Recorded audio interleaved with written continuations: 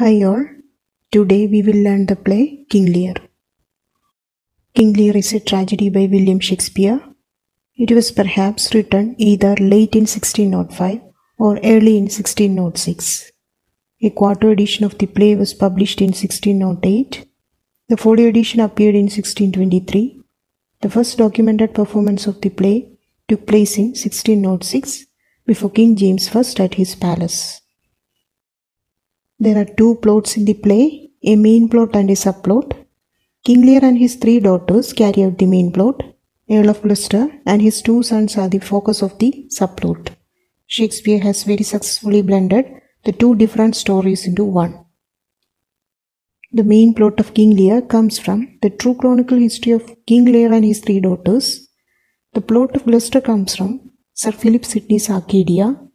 Other sources include Raphael Holinshed's Chronicles of England, Scotland and Ireland, Edmund Spenser's The Fairy Queen, The Mirror of Magistrates by John Higgins, and Geoffrey of Monmouth's History of the Kings of Britain. It is the tragedy of filial ingratitude. The play carries pathos to the highest pitch. Major characters of the play are Lear, King of Britain, Goneril, Lear's eldest daughter, Regan, Lear's second daughter, Cordelia, Lear's youngest and favorite daughter, Duke of Albany, Goneril's husband, Duke of Cornwall, Regan's husband, Earl of Gloucester, an old nobleman who is loyal to King Lear, Edgar, Gloucester's elder and legitimate son, Edmund, Gloucester's illegitimate son, Earl of Kent, a nobleman in Lear's court who is loyal to King of France and Duke of Burgundy, suitors of Cordelia, Oswald, Goneril's steward, Fool, Lear's court jester. In the beginning of the play, Lear is depicted as an absolute monarch, used to having exactly what he deserves. The whole tragedy of Lear's fate springs from the initial blunder which he commits in the opening scene. The opening scene of the play begins with the conversation between two gentlemen, the Earl of Kent and the Earl of Gloucester. Lear enters with the Dukes of Albany and Cornwall, his three daughters and attendants. King Lear, an old man past his prime, is determined to bid goodbye to the state affairs and to divide his kingdom among his daughters. For this, he asks his daughters how much they love him. The division will be based on their declaration of their love towards him. Lear's mind is susceptible to flattery. His two elder daughters, Goneril and Regan, make elaborate and insincere declarations of love for their father. The king is very pleased with their praise of him. Then comes the turn of his youngest and the most favorite daughter, Cordelia, whom he refers to as our joy. Cordelia, who genuinely loves her father, chooses not to fool him with empty words. She refuses to make any claim about how much she loves him. She says, "Nothing, my lord." Lear thought that Cordelia would express her deep love in beautiful words that would defeat the words of her sisters. He asks her to speak again. He says, "Nothing will come of nothing," which implies that as long as she says nothing to flatter him, she will receive nothing from him. Cordelia is unable to articulate her love for him. She states that she loves him according to my bond, no more nor less. This infuriates the old king. He gives another chance to mend her speech. At this, Cordelia speaks that Lear fathered, raised and loved her, and in return she will obey, love and honor him. But when she gets married, she will give half her love and duty to her husband. Lear is deeply shocked by her reply. He loses his temper.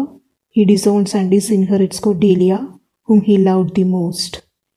"Here I disclaim all my paternal care, propinquity and property of blood." He also declares that the share of the kingdom meant for Cordelia will be divided equally between Goneril and Regan. Lear is unable to distinguish Cordelia's true love from her sister's false expressions of affection. Earl of Kent disagrees with Lear's unreasonable action taken towards Cordelia. Lear becomes very angry at Kent and passes orders of banishment against him also.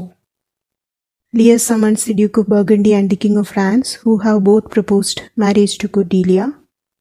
Learning that Cordelia has been disinherited, the Duke of Burgundy withdraws, but the King of France accepts Cordelia, the most rich being poor, as his wife.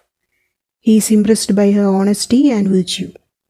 Before leaving, Cordelia requests her sisters to take care of their father. She is fully aware of the hollowness of her sister's words. Lear's kingdom is shared between Goneril and Regan. Lear plans alternately living with each of them. His pride blinds him to the fact that Goneril and Regan have manipulated him to get what they want and have no intention of taking care of him in his retirement. It's a pity that he puts himself entirely in the power of his two wicked daughters. In the opening scene, all the major characters are introduced either in person or in conversation. It also introduces the subplot in which the Earl of Gloucester introduces his illegitimate son Edmund to Kent. The subplot of Gloucester parallels the main plot. It deals with the consequences of the folly of Gloucester in trusting his wicked son Edmund. In Act 1, Scene 2, Gloucester's illegitimate son Edmund plots to displace his legitimate brother Edgar. Edmund is determined to be recognized as the rightful son of Gloucester. He tricks his father into believing that Edgar plans to kill him. With more lies and hypocrisy, Edmund completes his father's conviction that Edgar is a villain. Edgar also easily falls into the carefully prepared trap of Edmund. He manipulates Edgar, saying that Gloucester is angry at him and will kill him at once he meets him. To shelter himself from his father's wrath, Edgar flees and takes the disguise of a mad beggar, poor Tom. Thus Edmund succeeds in making Gloucester believe Edgar to be his enemy and Edmund to be devoted to him. Instead of going into exile, the faithful Earl of Kent returns in disguise under the name of Caius to become a protecting servant of Lear. He is hired by Lear as his servant. Lear arrives at the palace of Goneril's husband Albany to stay there with his 100 knights. Goneril's servants began to be rude with Lear's men. Lear realizes that Goneril no longer respects him. She rebukes him for his servant's behavior and orders him to reduce the number of his retinue. Lear is deeply shocked. He realizes that in giving away his kingdom, he has sacrificed his identity. Speaking of Goneril's ingratitude, he calls her a marble-hearted devil. Ingratitude, thou marble-hearted fiend, more hideous when thou showest thee in a child than the sea monster. Lear begins to realize he was mistaken to find fault with Cordelia and banish her. Out of his anger and disgust, he calls on nature to make Goneril sterile. Hear, nature, hear, dear goddess, hear, suspend thy purpose, if thou didst intend to make this creature fruitful, into her womb conveys sterility. He further says, or if she gets a child, let her child to make her life a misery, so that she may realize how much sharper than a serpent's tooth it is to have a thankless child. His words shows how deeply he is affected by Goneril's behavior. Enraged Lear departs for Regan's home. Albany enters and disapproves of Goneril's conduct to Lear. He criticizes the lack of hospitality that Goneril has shown her father, but she silences him and sends her servant Oswald with a letter to Regan explaining to her what has happened. Lear sends Kent with a letter to Regan's castle. In Act 2, Scene 4, Lear arrives at Gloucester's castle after having searched Regan and Cornwall at their residence. There he sees his faithful messenger Kent, disguised as Caius, placed in stocks by Regan and her husband. Lear feels it a blow to his self-respect. Gloucester informs him that Regan and Cornwall are in no mood to speak to the king. It was the second blow that moved Lear deeply. He is badly disappointed to find Regan in favor of Goneril. Lear comes to Regan with some hope, but she tells him to go back to Goneril to ask forgiveness. Now he realizes the hollowness of flattery. Lear feels deeply distressed. When he learns that neither of his two daughters will give him a home with his attendants, he dashes off into the storm, crying, "I shall go mad." Lear has to face the fury of the elements, bareheaded and without any shelter. His own fury matches the fury of the storm. He calls upon the wind with all its force, and the rain to fall with all its strength. And thou all-shaking thunder, smite flat the thick rotundity of the world, crack nature's molds, all germ and spill at once, that make ingrateful man. The ingratitude of his daughters has become an obsession with him. He says he does not expect any leniency or mercy from the elements, because he has done no favor to them and given them no part of his kingdom. He says, no rain, wind, thunder, fire are my daughters. I tax not you, you elements, with unkindness. I never gave you kingdom, called you children. You owe me no subscription. Then let fall your horrible pleasure. Here I stand your slave, a poor, infirm, weak and despised old man. He then adds that the elements have combined with his two wicked daughters to assault his old white-haired head. Now his agony is boundless. But yet I call you servile ministers that have with two pernicious daughters joined your high-engendered battle against a head so old and white as this. Oh, it is foul. Finally, Lear calls himself as a man more sinned against than sinning. Lear has done many mistakes and foolishness, but his two wicked daughters have done maximum cruelty to this old man, which he does not deserve. The dross in Lear is purified in the storm, and he is now pure gold. It is in the storm that Lear begins to feel for others. Poor naked wretches, wheresoever you are, that bide the pelting of this pitiless storm, how shall your houseless heads and unfed sides, your looped and windowed raggedness, defend you from seasons such as these? The storm brings together all the important afflicted characters together: Kent in disguise, Edgar disguised as poor Tom, Lear, also the fool, and at a later stage, Gloucester appears. In the stormy weather, Lear, fool and Kent wander about. Seeing a hut nearby, Kent invites Lear to go inside, but Lear refuses, saying that the furious storm is not so painful to him as the storm of his soul. Lear urges the fool to enter into the hut. When the fool goes in, he is frightened to see Edgar disguised as a madman, poor Tom. Lear is obsessed with the idea of filial ingratitude. He thinks that Edgar has also been a victim of his daughter's ingratitude. He asks, didst thou give all to thy two daughters, and art thou come to this? Lear feels sorry that Edgar's unkind daughters have left him in this state. The sight of poor Tom exercises a deep influence on Lear's mental disposition. Excited by his sympathies for poor Tom, the king begins to tear off his clothing, but is prevented by the fool. The king finds this new companion intimately dear to his heart. Gloucester arrives there and invites them to his castle, where both fire and food is ready, but the king wants to stay and talk to poor Tom rather than go with Gloucester. So Kent suggests to Gloucester that they should take Edgar with them, as his presence seems to make the old king happy, and they go off together. The king is brought by Gloucester to the farmhouse adjoining his castle. Then occurs the mock trial of the erring daughters by the king. He employs Edgar and Fool as the learned judges. This shows that Lear is obsessed with the idea of the ingratitude of his daughters and the idea of punishing them. Ken, who has been watching the trial in silence, suggests the king to go off to sleep. Lear rests, and by this time Gloucester returns and informs Kent about a plot against the king's life. Thus urged on by Gloucester, the Fool and Kent carry out the sleeping king for Dover, where Cordelia has arrived with the French troops to help her father. Edgar is left alone. The miserable sight of Lear's suffering makes him feel that his own suffering is not as bad as it had seemed. At this time, Edmund has plotting the ruin and death of his own father. Edmund informs Cornwall about his father's alleged treachery. He declares that Gloucester is in league with the King of France and has full knowledge of the forthcoming invasion. Cornwall praises Edmund's loyalty and states that now he is the Earl of Gloucester in the place of his father. Cornwall instructs his servants to find the traitor Gloucester. Goneril is sent to her husband to inform him of the landing of France. Edmund is advised to accompany Goneril so that he might not view the revenges on his traitorous father. A moment later, some of Cornwall's servants enter with Gloucester as their prisoner. He is brought in and pinioned to a chair. Regan plucks the white beard of the old man. Gloucester is asked about the letters he had lately received from France. He is accused of treachery for having sent Lear to Dover. Duke of Cornwall plucks out Gloucester's eyes. This act of inhumanity causes his own servant to attack him.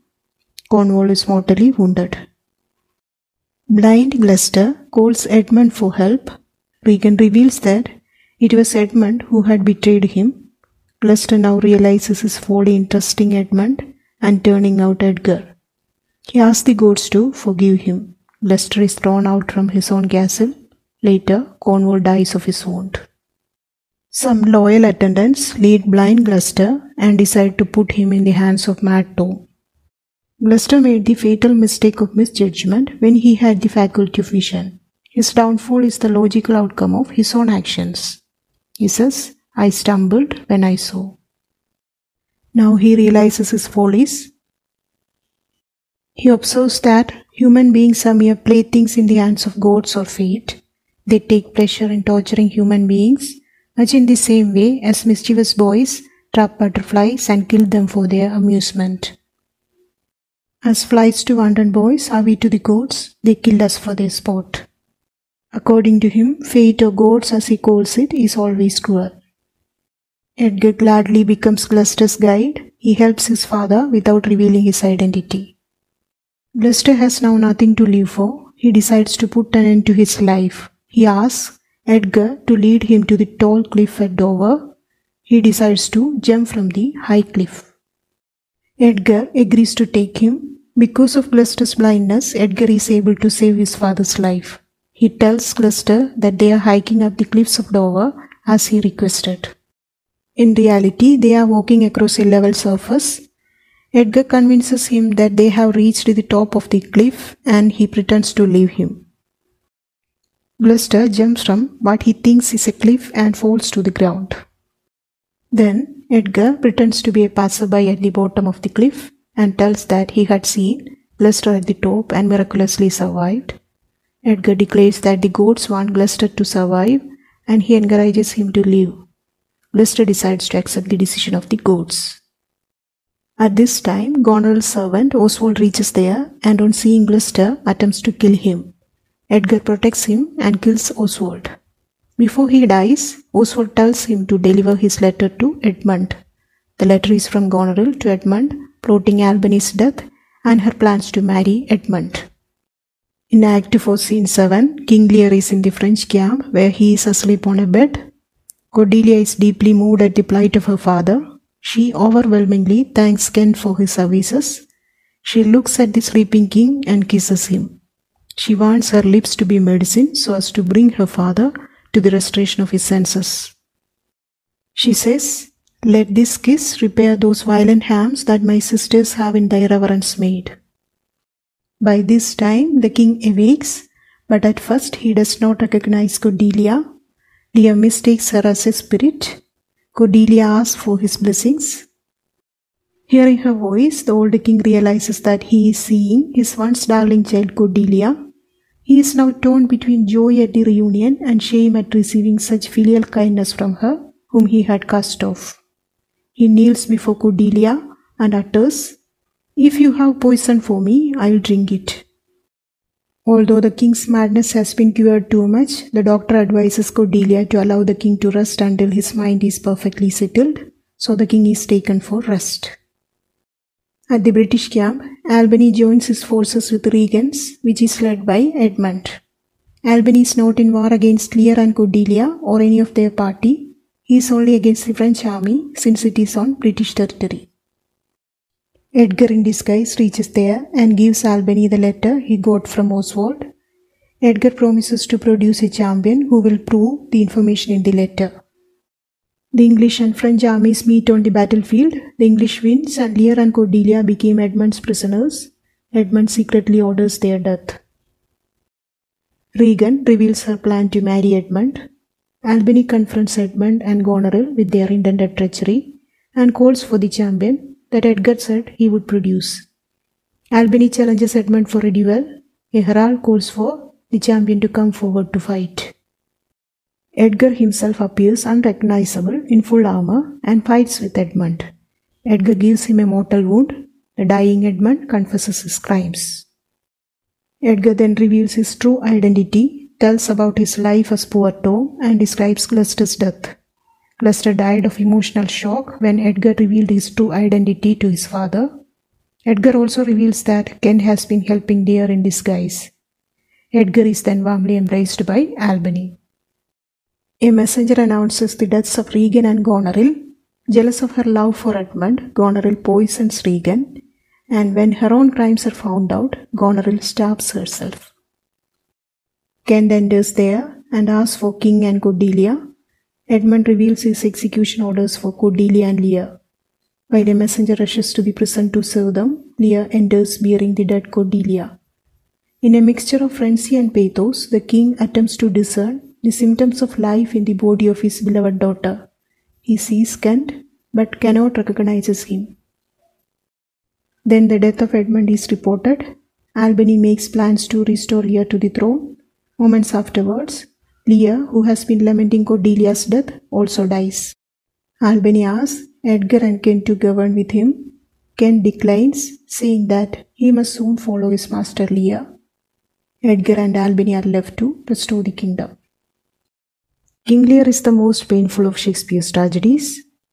His own flesh and blood, whom Lear loved so dearly and had given all the kingdom, turned against him. They insulted him, tormented his mind, and left him out of doors in the pitiless pelting of the storm. The personal agony of the king becomes the agony of the fathers of ungrateful children. In his tragic plays, Shakespeare shows that the hero himself is responsible for his misfortunes and sufferings. In King Lear, Lear is the victim of his own faults. As the play progresses, Lear loses his authority as a king, his personality as a father, and his sanity as a human being because of his mistakes. He is punished for his selfishness, rashness, and lack of judgment. Let's conclude. Thank you for watching.